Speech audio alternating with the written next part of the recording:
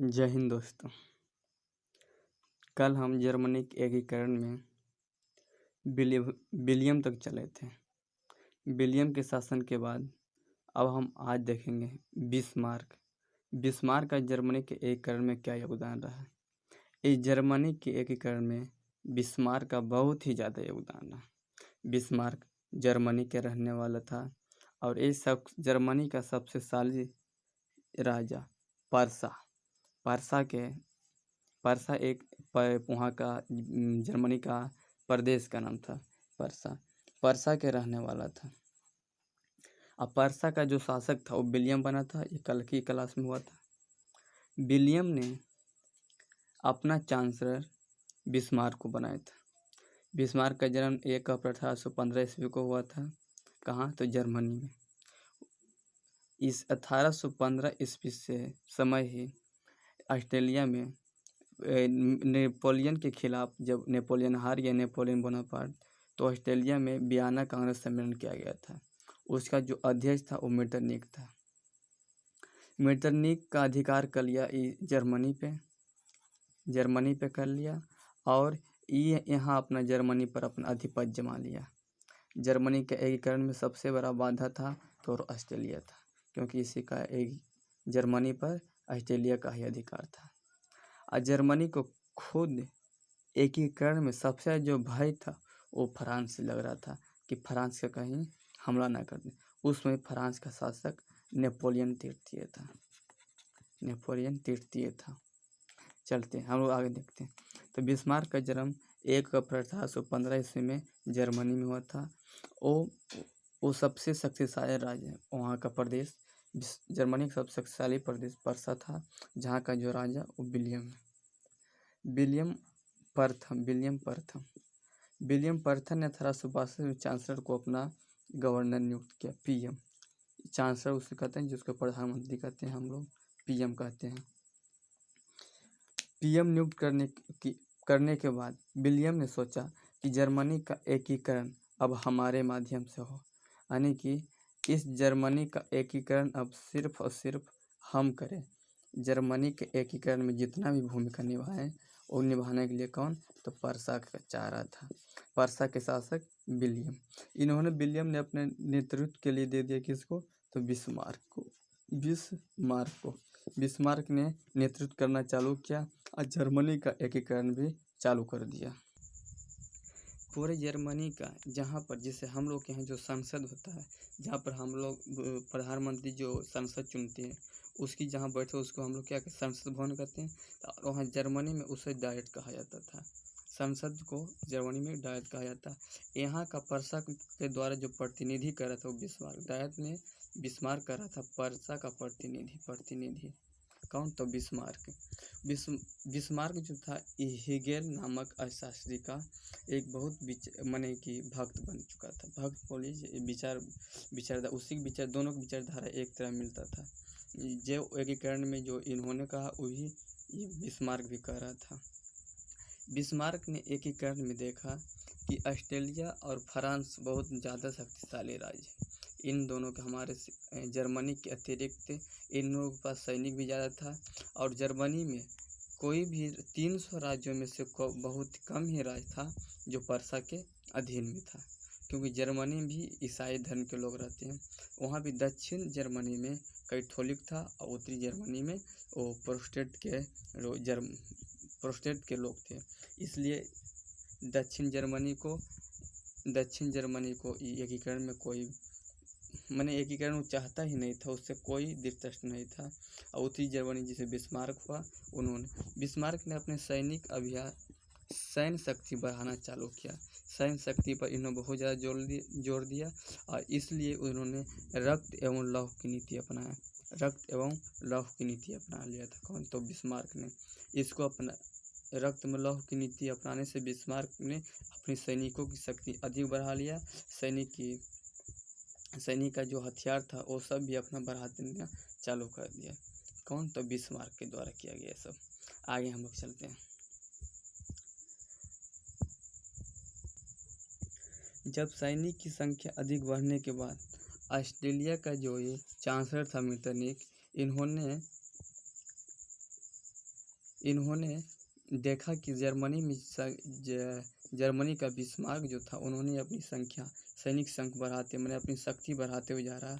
तो इन्होंने यहाँ के कुछ प्रांतों पर अपना अधिकार कर वहाँ उस पर राजा से विलियम से बात किया कि हम इस प्रांत पर अपना अधिकार करें। पर विलियम लोल थ्रू तक था, विलियम ने सीधे कह दिया क्योंकि इसके पास सैनिक बढ़ चुका, अभी खुद एक शासक बन। इन्होंने कहा कि ऐसा नहीं हो सकता, 1830 में इसको मना कर दिया था। उसके बाद आगे चलने के बाद अब बिस्मार्क भी एक एक बुद्धिमान व्यक्ति, इन्होंने सोचा कि अगर हम ऑस्ट्रेलिया के खिलाफ रहेंगे तो हमारा एकीकरण नहीं कर पाएंगे और हमें युद्ध ही करना पड़ेगा। इसलिए उन्होंने ऑस्ट्रेलिया को मिला लिया और ऑस्ट्रेलिया के साथ संधि कर लिया 1864 ईस्वी में। 1864 में ऑस्ट्रेलिया की संधि कर लिया। उन्होंने कहा कि डेनमार्क का सबसे ज़्यादा जो प्रदेश, शक्तिशाली प्रदेश था, वो सेल्सविग और होल्स्टीन था। अभी भी होल्स्टीन का गाय प्रसिद्ध है 100 लीटर दूध देने के लिए। होल्स्टीन का गाय कहाँ का? डेनमार्क का। तो डेनमार्क का ये दोनों जो प्रदेश है बहुत ही ज़्यादा धनी भी था और शक्तिशाली भी था। दोनों ने, ऑस्ट्रेलिया और जर्मनी ने मिलकर सेल्सविग और होल्स्टीन पर हमला करके फिर अपना अधिकार कर लिया और सेल्सविग को जर्मनी ले लिया और होल्स्टीन को ऑस्ट्रेलिया को दे दिया। इसके इतना होने के बाद फिर आगे चलकर जो ऑस्ट्रेलिया है वो जर्मनी के कुछ प्रदेशों पर अपना अधिकार किया हुआ था। जब ऑस्ट्रेलिया के खिलाफ वहाँ विद्रोह होने लगा तो ऑस्ट्रेलिया वहाँ अपने सैनिक लेके जाने लगा, तो बिस्मार्क ने उसको सीधे मना कर दिया। मना करने के बाद ऑस्ट्रेलिया और जर्मनी के बीच एक मतभेद हो गया और युद्ध के कगार पर चला गया। अंत में जाकर 1866 ईस्वी में सेरेडोवा में युद्ध होना चालू हो गया। ये युद्ध ऑस्ट्रेलिया और जर्मनी के बीच में था। ऑस्ट्रेलिया जर्मनी के बीच बिस्मार्क जानता कि हम एकाएक ऑस्ट्रेलिया से नहीं जीत पाएंगे, इसलिए उन्होंने जाकर इटली के साथ संधि कर लिया था। और एक तरफ ऑस्ट्रेलिया था हमला कर रहा, एक तरफ से इटली। 1866 में सेरेडोवा के युद्ध में ऑस्ट्रेलिया को बहुत भारी हानि भी हुआ और युद्ध भी हार चुका था। उसके बाद युद्ध हारने के बाद इन्होंने अपना शक्ति और बढ़ा लिया जर्मनी। अंत में जाकर उन्होंने नेपोलियन जो इसकी सहायता कर रहा था फ्रांस बिस्मार्क को, तो नेपोलियन को भी डर लगने लगा। अब लगता है जो ऑस्ट्रेलिया को हरा दिया, अब हो सकता है हमें भी ये हरा देगा। तो उन्होंने कहा कि हम तुम्हारा कोई सैनिक सहायता नहीं करेंगे। पर बिस्मार्क जानता कि हमको एकीकरण में नेपोलियन को भी हराना बहुत ही ज़रूरी है, क्योंकि दक्षिण का कुछ भाग में नेपोलियन अधिकार किया हुआ था। तो अंत में जाकर एक स्पेन जो देश है, स्पेन में जो राजा वो मर गया था और उसके स्थान पर राजा बनने के लिए चुनाव होना था। तो बिस्मार्क और नेपोलियन दोनों ने मिलकर यहाँ अपना उत्तराधिकारी दे दिया। पर इसीलिए स्पेन के राजगद्दी के लिए दोनों में आपस में झगड़ा हो गया। तो 19 जून 1870 को सेरडाउन में फ्रांस ने जर्मनी पे हमला कर दिया था। कब? तो 19 जून 1870 ईस्वी में सेरडाउन गांव में फ्रांस ने जर्मनी पे हमला हो, जिस सेरडाउन का युद्ध कहते हैं। कब? तो 19 जून 1830। अंत में युद्ध बहुत भारी भरकम मारामारी हुआ और नेपोलियन को हार मिल गया। नेपोलियन का नाक मुँह कान देख के बिस्मार्क थोड़ा था, अब नाक मुँह देख के छोड़ दिया। अंत में 1 सितंबर 1871 नेपोलियन कहा अब मत मार, अब हम खुद आत्मसमर्पण करते हैं। उन्होंने जाकर उसको आत्मसमर्पण कर दिया 1 सितंबर 1870 में। उसके बाद नेपोलियन के आत्मसमर्पण करने के बाद दक्षिण जर्मन के कुछ हिस्सों में जो नेपोलियन का अधिकार था, नेपोलियन उस अधिकार को जब छोड़ दिया तो जर्मन ने 8 फरवरी 1871 ईस्वी को बिस्मार्क ने जर्मनी को पूर्ण रूप से एकीकरण कर लिया। एकीकरण करने के बाद भी बिस्मार्क में भय था कि कहीं हमको नेपोलियन फिर न हमला कर दें और अपना प्रांत ले। इसलिए 10 मई 1871 ईस्वी को उन्होंने पेरिस में फ्रैंकफर्ट की संधि करवाया। फ्रैंकफर्ट की संधि हुआ और दोनों में माने जो मिलाप हो गया। और आगे चलकर पेरिस में ही पेरिस में ही विलियम ने पूरा जर्मनी के राज्याभिषेक करवा लिया और पूरा जर्मनी को एकीकरण करके अपना राजा बन गया। कौन? तो बिस्मार्क। देखते हैं कि आने वाला कौन कौन है। तो बिस्मार्क का जन्म 1 अप्रैल हुआ था 1815 ईस्वी में।